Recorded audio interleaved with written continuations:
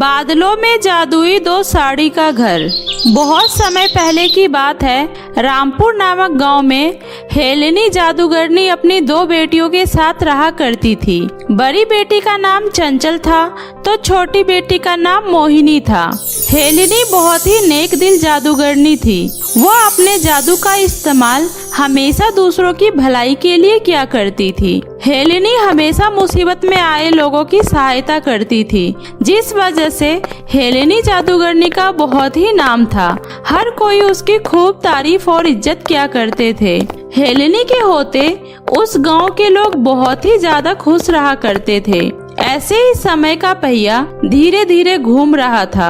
एक बार हेलेनी जादूगरनी बहुत ही ज्यादा बीमार हो जाती है। तभी वो अपने दोनों बेटियों को अपने पास बुलाती है और उनसे कहती है, चंचल और मोहिनी, मेरी प्यारी बेटियों, मैंने बहुत कोशिश की थी तुम लोगों को भी अपना जादू सिखा दूं, लेकिन मैं इस काम में नाकामयाब रही। मैं तुम दोनों को अपना जादू नहीं सिखा पाई और अब मुझे लगता है मेरे जाने का समय निकट आ गया है। मेरे जाने के बाद तुम दोनों का पालन पोषण कैसे होगा? कौन तुम्हारा ख्याल रखेगा? इसलिए मैंने पहले ही बादलों में साड़ी का घर बनाकर रख दिया था, लेकिन कुछ समय पहले ही मुझे पता चला कि वहाँ पर एक और साड़ी का घर है। इसलिए अब तुम दोनों बहनों को बादलों में जाना होगा और वहाँ से असली वाला जादुई साड़ी का घर लेकर आना होगा। माँ, आप ये कैसी बातें कर रही हो? आपको कुछ नहीं होगा माँ, आप जल्दी से ठीक हो जाओगी। आप मुझे बताइए, मैं कौन सी जड़ी बूटी पीसकर आपको पिलाऊं जिससे आपकी तबीयत ठीक हो जाए? नहीं प्यारी बेटी, अब कुछ नहीं हो सकता। मैंने हर तरह का जादू करके देख लिया, लेकिन अब कुछ नहीं हो सकता।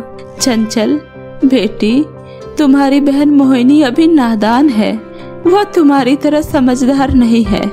अपनी बहन का अच्छे से ध्यान रखना और मेरी तरह ही तुम उस जादुई साड़ी के घर से लोगों की सहायता करना।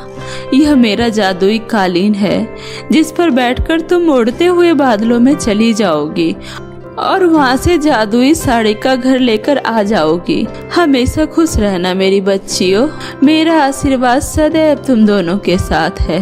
दोनों बहन आपस में प्यार से रहना। इतना कहकर हेलेनी जादूगरनी ने हमेशा के लिए अपनी आंखें बंद कर ली। यह देखकर दोनों बहन फूट फूट कर रोने लगी। माँ, उठिए ना माँ, माँ आप हमें ऐसे अकेला छोड़कर नहीं जा सकती। आपके बिना हम कैसे रहेंगे माँ? हमें छोड़कर मत जाइए माँ, आखिर आपके सिवा हमारा इस दुनिया में है ही कौन? उठो माँ, हम दोनों बहनों की आपकी बहुत जरूरत है माँ। कोई भी बच्चा अपने माँ के बिना कैसे रह सकता है? हम आपके बिना नहीं रह सकते माँ। आपने तो अपने जादू से अब तक कितने लोगों की जान बचाई है, अब आप अपनी भी जान बचा लीजिए ना माँ। वापस आ जाइए माँ, आंखें खोलिए।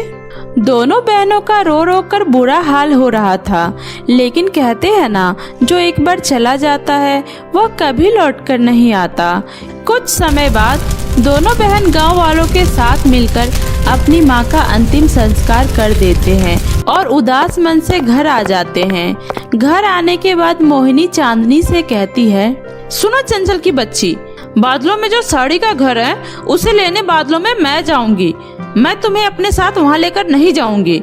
माँ हमेशा मुझे नादान ना समझ कहकर डांटा करती थी ना, अब तुम देखना उन दोनों जादुई साड़ी के घर से असली साड़ी का घर मैं कैसे चुनकर अपने साथ लेकर आती हूँ और फिर सबको पता चल जाएगा कि मैं कितनी समझदार हूँ। मोहिनी, यह तुम्हें क्या हो गया है?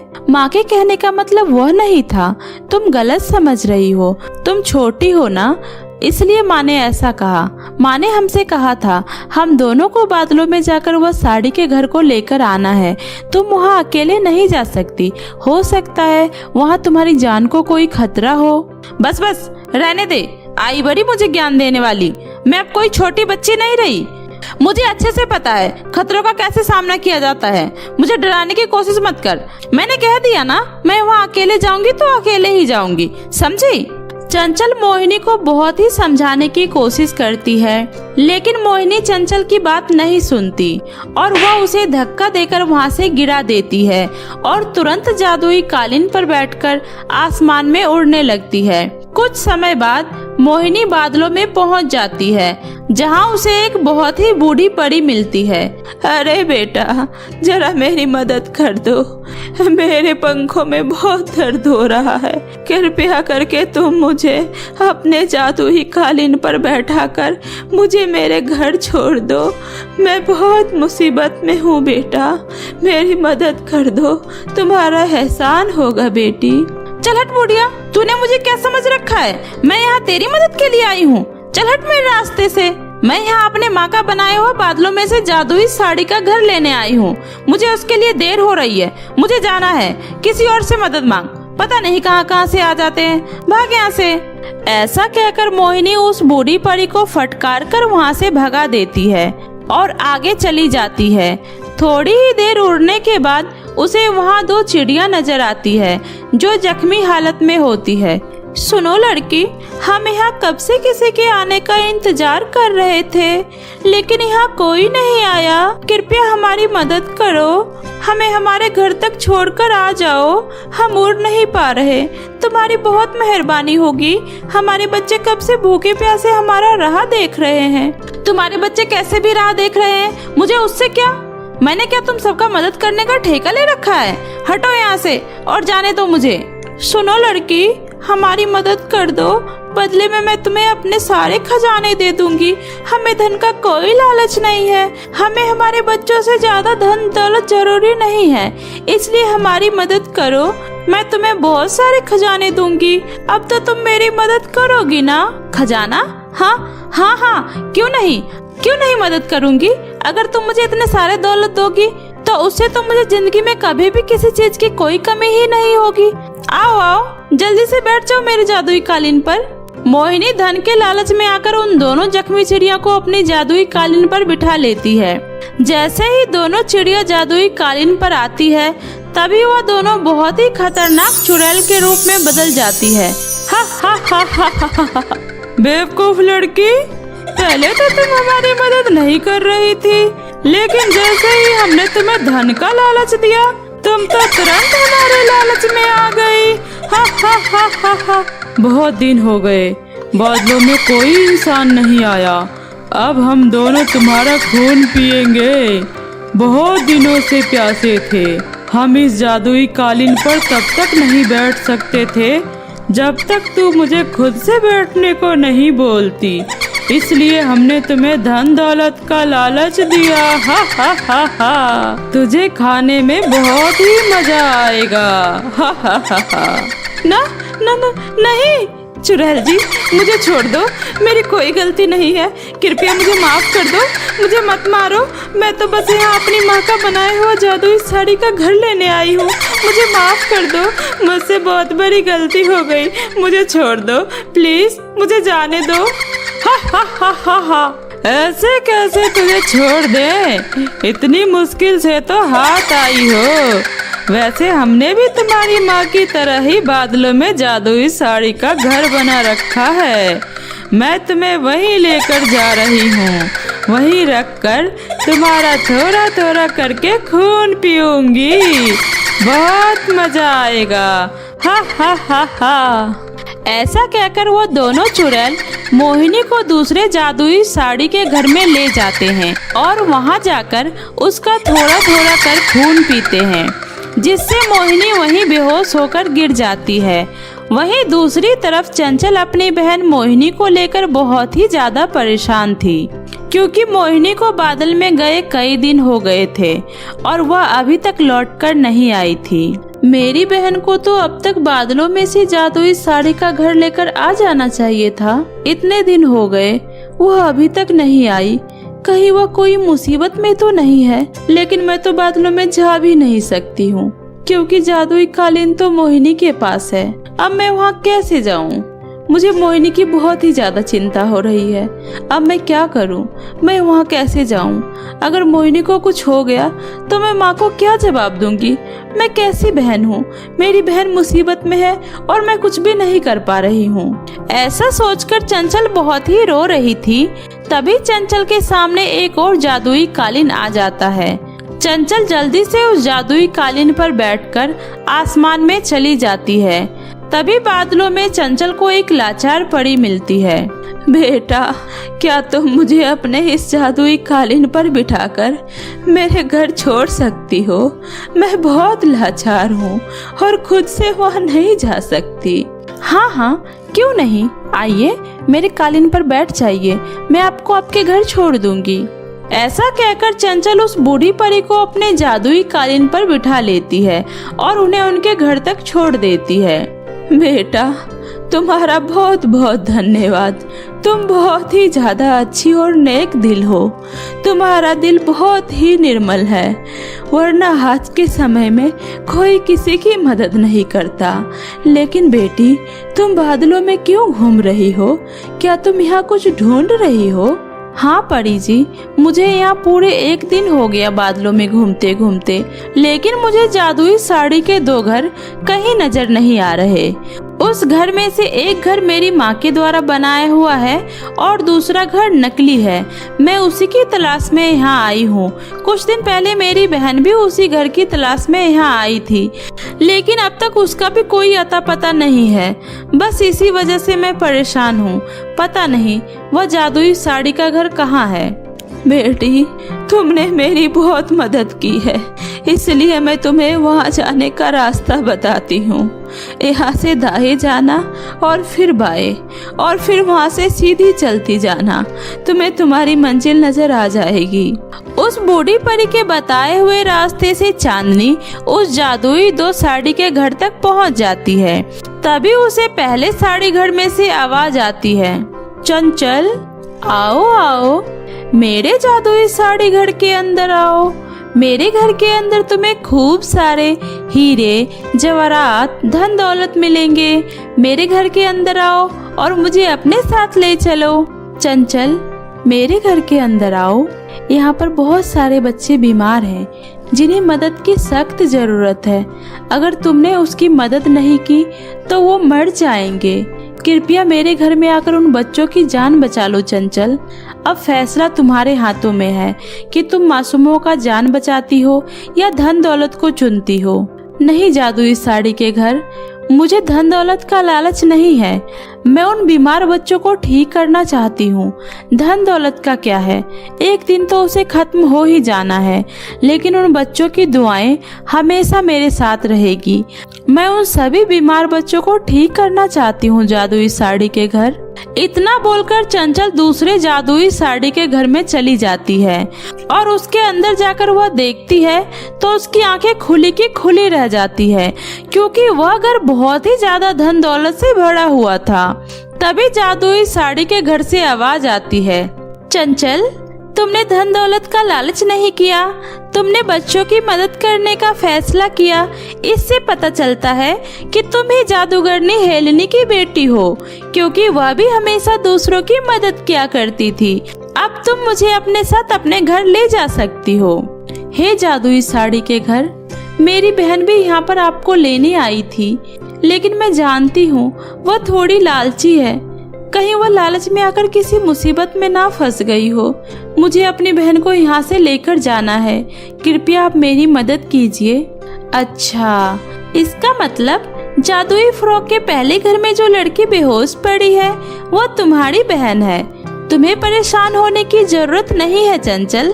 तुम्हारी माँ ने इस जादुई साड़ी के घर को बहुत ही ज्यादा शक्तिशाली बनाया है और अब तुम्हारे अंदर भी बहुत सारी अद्भुत शक्तियाँ आ चुकी है। जाओ और अपनी बहन को वहाँ से बचाकर ले आओ। इतना सुनते ही चंचल पहले वाले जादुई साड़ी के घर में जाती है। तभी उसका सामना उन दोनों चुड़ैल से होता है और फिर चंचल अपनी शक्तियों से उन दोनों चुड़ैल को जलाकर भस्म कर देती है और अपनी बहन को होश में लेकर आती है। दीदी मुझे माफ कर दो, माँ ने बिल्कुल सही कहा था, मैं अभी ना समझूं और तो और मेरे मन में लालच भी आ गया था, जिस वजह से मेरी आज ये हालत हो गई। मुझे अपनी गलती का एहसास हो गया है दीदी। मैं कसम खाती हूँ कि मैं आज के बाद कभी लालच नहीं करूँगी और दूसरों की मदद भी करूँगी। दीदी प्लीज मुझे माफ कर दो दीदी। मोहिनी मेरी प्यारी बहन, तुम्हें अपनी गलती का एहसास हो गया है, मुझे इस बात की खुशी है। तुम्हें अब माफ़ी मांगने की कोई ज़रूरत नहीं है। अब चलो, मुझे माँ का बनाया हुआ जादुई साड़ी का घर भी मिल गया, उसे लेकर अब घर चलते हैं।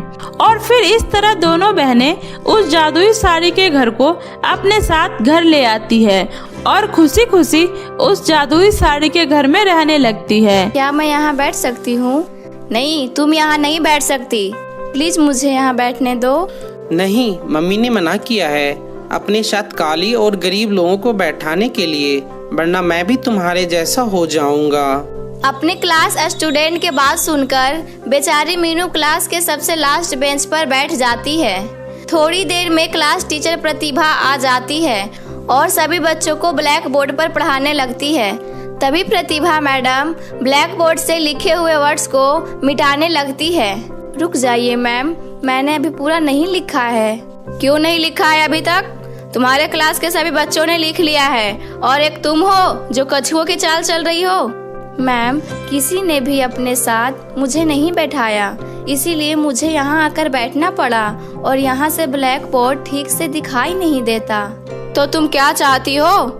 इन सभी गोरे सुंदर और अमीर बच्चों के साथ तुझे आगे बैठाऊं? तुझ जैसी काली और गरीब को इस क्लास में बैठने दे रही हूँ, वही बहुत है। ना जाने कहाँ कहाँ से आ जाते हैं। मुझे तो तेरी शक्ल देख के ही घिन आने लगती है। टीचर के बात सुन क्लास के सारे बच्चे मीनू पर हंसने लगते हैं। इसके चलते बेचारी मीनू बैठकर रोने लगती है। अपने काले रंग और गरीब परिवार से होने की वजह से मीनू से कोई भी क्लास में बातें नहीं करता था, यहाँ तक कि उसके टीचर भी उसका मजाक उड़ाती थी। ऐसे ही समय गुजर रहा था और एक दिन बच्चों, जैसे कि आप सब जानते हैं कि कुछ दिनों में 15 अगस्त आने वाला है, इसलिए हमारे स्कूल में एनुअल फंक्शन होने जा रहा है। आप में से जो भी बच्चे उस फंक्शन में पार्टिसिपेट करना चाहते हैं तो अपनी क्लास टीचर को अपना नाम बता दे। 15 अगस्त के एनुअल फंक्शन पर पार्टिसिपेट करने के लिए क्लास के सारे बच्चे प्रतिभा के पास अपने अपने नाम लिखाने लगते हैं, जिसमें एक मीनू भी होती है। तुझे कौन डांस करते हुए स्टेज पर देखना चाहता होगा? लगता है तुझे अपना बेइज्जती कराने का बड़ा शौक है। अगर सभी लोग मुझे देखकर हंसेंगे तो कोई बात नहीं, मैं 15 अगस्त के इस एनुअल फंक्शन पर पार्टिसिपेट जरूर करूंगी। प्रतिभा सभी बच्चों का नाम लिखकर अपने क्लासरूम में चली जाती है। प्रतिभा के जाते ही एक बिंदिया नाम की लड़की मीनू के पास आती है। बिंदिया दिखने में काफी ज्यादा सुंदर और अमीर होती है और अमीर होने के साथ साथ वो काफी ज्यादा घमंडी होती है। कितना ज्यादा मजा आएगा ना जब यह काला कौवा स्टेज पर डांस करेगा। बिंदिया, तुम क्यों बार बार मेरा मजाक उड़ाती हो? अरे, जिसकी शक्ल ही ऐसी है मजाक उड़ाने की, तो भला हम इसमें क्या कर सकते हैं। बिंदिया और सारे क्लास के बच्चे मीनू को देखकर हंसने लगते हैं। इसे देखकर मीनू अपना स्कूल बैग उठाती है और प्लेग्राउंड में जाकर रोने लगती है। मेरा मजाक उड़ाना है तो उड़ा लो ना, लेकिन देखना मेरा परफॉर्मेंस सबसे अच्छा होगा। सब मेरे लिए जोर जोर से तालियां बजाएंगे। मीनू एनुअल फंक्शन के लिए अपना नाम तो सभी बच्चों के साथ लिखा लेती है, लेकिन सिर्फ मीनू रंग और उसके गरीबी की वजह से उसे परफॉर्मेंस में सबसे पीछे खड़ा कर दिया जाता है। और वही बिंदिया की खूबसूरती और अमीरों के लिए परफॉर्मेंस के सेंटर में खड़ा कर दिया जाता है। लेकिन उसके बावजूद भी मीनू खूब जी जान लगाकर डांस करती है। देखो देखो काली लंगूरिया कैसे नाच रही है। कान खोलकर सुन ले, अगर तेरे वजह से मेरे परफॉर्मेंस खराब हुआ ना तो तेरी ये काली शक्ल भी देखने लायक नहीं बचेगी, समझी। बिंदिया और उसके अमीर दोस्त मीनू को खड़ी खोटी सुनाकर चले जाते हैं। मीनू रोते हुए अपने घर आती है और सारी बात अपनी माँ को बताती है। मुझे बहुत डर लग रहा है माँ। नहीं मीनू बेटा, हम भले ही गरीब हैं लेकिन कमजोर नहीं। 15 अगस्त तो हम सबके लिए ही है, इसलिए तुम किसी से नहीं डरोगी और अच्छे से अपनी परफॉर्मेंस होगी, समझी? अपनी माँ ममता की बात सुनकर मीनू के अंदर आत्मविश्वास की एक नई किरण उगती है और अन्य दिनों से मीनू सभी अमीर और घमंडी बच्चों के बातें इग्नोर करते हुए अपने डांस पर फोकस करती है। वही 15 अगस्त को सिर्फ कुछ दिन रह जाते हैं, जिसके चलते स्कूल के सभी बच्चे 15 अगस्त के लिए अपने क्लासरूम को डेकोरेट कर रहे होते हैं। क्या मैं भी तुम लोगों की मदद कर सकती हूँ? मुझे डेकोरेट करना बहुत पसंद है। तुम हमारी मदद नहीं कर सकती। हम नहीं चाहते कि तुम यहाँ भी किसी भी सामान को हाथ लगाओ, लेकिन एक काम हम तुम्हें दे ही सकते हैं। हाँ, ग्राउंड काफी गंदा हो गया है, जाकर पूरे ग्राउंड का अच्छे से सफाई कर दो। उसके बाद क्लास के भी अच्छे से सफाई कर देना। वैसे भी यह सब काम तुम जैसी काली और गरीब लोगों के लिए ही बने हैं। अपने टीचर के बात सुन मीनू को बहुत दुख होता है, लेकिन 15 अगस्त के लिए मीनू स्कूल की पूरी ग्राउंड की साफ सफाई करती है, साथ ही अपनी क्लास के भी अच्छे से सफाई करती है, जिससे देख क्लास के अमीर बच्चे मीनू की मजाक उड़ाने से नहीं छोड़ते। देखो देखो गाइस, हमारे क्लास की नौकरानी कैसे साफ सफाई कर रही है। वैसे मीनू, तुमसे एक रिक्वेस्ट है, तुम्हें पढ़ाई वढ़ाई छोड़ के ना इन्हीं सब कामों को करना शुरू कर दो। तुम चाहो तो मैं तुम्हें अपने घर में नौकरी पर रख सकती हूँ। नहीं बिंदिया, इसकी कोई जरूरत नहीं है। यह सब मैं तो अपने देश के आजाद होने की खुशी में कर रही हूँ, ताकि जब हमारी एनुअल फंक्शन में बाहर से लोग आए और उन्हें हम पर गर्व हो। कम से कम मैं गंदगी तो कम कर रही हूँ ना कि तुम्हारी तरह गंदगी फैला रही हूँ। मीनू का ऐसा आवाज सुनकर सभी का मुंह बंद हो जाता है और सभी वहाँ से चले जाते हैं, जिसके बल मीनू अपना सारा काम खत्म करके वापस अपने डांस प्रैक्टिस में लग जाती है। और 15 अगस्त में एनुअल फंक्शन के लिए सिर्फ 2 ही दिन रह गए थे। कल बड़ा एटीट्यूड दिखा रही थी अपना डांस का, अब बताती हूँ इसे। मीनू डांस रूम में अकेले डांस की प्रैक्टिस कर रही होती है। वही बिंदिया डांस रूम के गेट के बाहर चुपके से कुछ कंचे डांस रूम में फेंक देती है, जिस पर जैसे ही मीनू का पैर पड़ता है तो उसका पैर फिसल जाता है और वह एकदम नीचे गिर जाती है। आह, मेरा हाथ! अरे बिंदिया, तुम तो गिर गई। तुम तो डांस की प्रैक्टिस करते हुए गिर गई, तो स्टेज पे परफॉर्मेंस क्या करोगी? अभी भी टाइम है, परफॉर्मेंस से अपना नाम कटवा लो, वरना तो अभी मैं ही हंस रही हूँ, उस वक्त तो पूरा स्कूल हंसेगा। यह कहते हुए बिंदिया जोर जोर से हंसने लगती है और वहाँ से चली जाती है। लेकिन मीनू अब हार मानने वाले में से नहीं थी। अपनी माँ की बातों को याद करते हुए मीनू सबकी बातों को अनसुना कर देती है और अपनी डांस प्रैक्टिस पर ध्यान देती है। ऐसे ही दिन गुजर जाते हैं और आज 15 अगस्त का एनुअल फंक्शन होता है। सभी बच्चे एक बार फाइनल प्रैक्टिस कर रहे होते हैं, तभी अचानक प्रैक्टिस करते हुए बिंदिया का पैर ट्रिक हो जाता है, जिससे उसके पैर में मोच आ जाती है।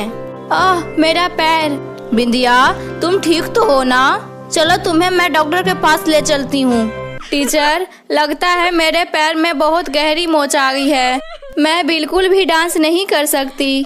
बिंदिया, तुम ये क्या कह रही हो? थोड़ी देर में हमारी परफॉर्मेंस होने वाली है।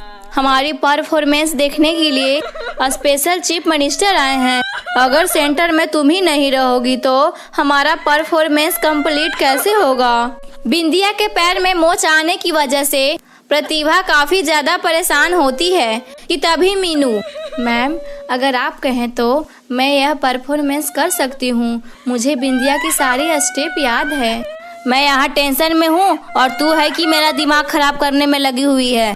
मैं पागल हूँ क्या? तुझ जैसी सेंटर में खड़ा करके अपना पूरा परफॉर्मेंस बेकार करूँगी? प्रतिभा चाह कर भी अपना परफॉर्मेंस कैंसिल नहीं कर पाती। थोड़ी ही देर में स्टेज पर सारे बच्चे परफॉर्मेंस करने के लिए आ जाते हैं। सभी बच्चे डांस कर रहे होते हैं कि तभी अचानक हाथ में तिरंगा लिए मीनू बैक सिल्प मारते हुए स्टेज पर आती है। ये मीनू ये सब क्या कर रही है? अपनी एंट्री के बाद मीनू सभी बच्चों के साथ मिलकर काफी अच्छा परफॉर्मेंस देती है। जैसे ही परफॉर्मेंस खत्म होता है कि चीफ मिनिस्टर खड़े होकर उन सभी के लिए ताली बजाते हैं। अब सारा स्कूल तालियां की गड़गड़ाहट से गूंज रहा था। बेटा आप तो बहुत अच्छा डांस करती हो। अच्छा हुआ टीचर, आपने सेंटर में इस बच्चे को खड़ा किया। इसने सभी बच्चों में से सबसे अच्छा परफॉर्मेंस किया है। बेटा आप कब से डांस कर रही हो? कुछ दिन पहले से। एक्चुअली सेंटर में मैं नहीं बल्कि बिंदिया नाम की एक लड़की थी।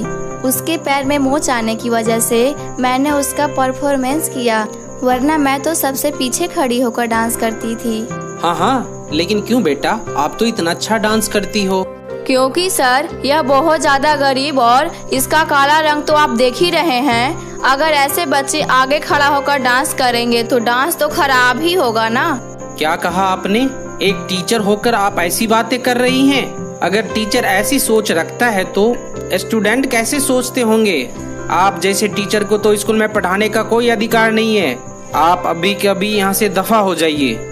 ऐसा मत कहिए, हमारी मैम बहुत अच्छी है, गलती मेरी है। अगर मैं खूबसूरत और अमीर होती तो मैम जैसे बाकी बच्चों को प्यार करती हैं वैसे ही मुझे भी करती। देखा आपने, यह होती है अच्छी सीख। आपसे अच्छी तो यह बच्ची है जो इतनी सी उम्र में इतनी समझदारी की बातें कर रही है। मीनू और चीफ मिनिस्टर की बातें सुन प्रतिभा सबके सामने मीनू से माफी मांगती है। मीनू मुझे माफ कर दो, तुम्हारे टीचर होकर तुम्हें मैं समझ नहीं पाई। तुम स्टूडेंट होकर मुझे समझा दिया। जो बच्चे मीनू का मजाक उड़ाते थे वह सभी मीनू से माफी मांगते हैं और इसी के साथ मीनू को चीफ मिनिस्टर से बेस्ट डांसर की ट्रॉफी भी मिलती है। साथ ही बिंदिया भी मीनू से दोस्ती कर लेती है। इसके बाद अब सारे अमीर और गरीब बच्चे मिलकर हर साल 15 अगस्त को एक साथ परफॉर्मेंस करते हैं।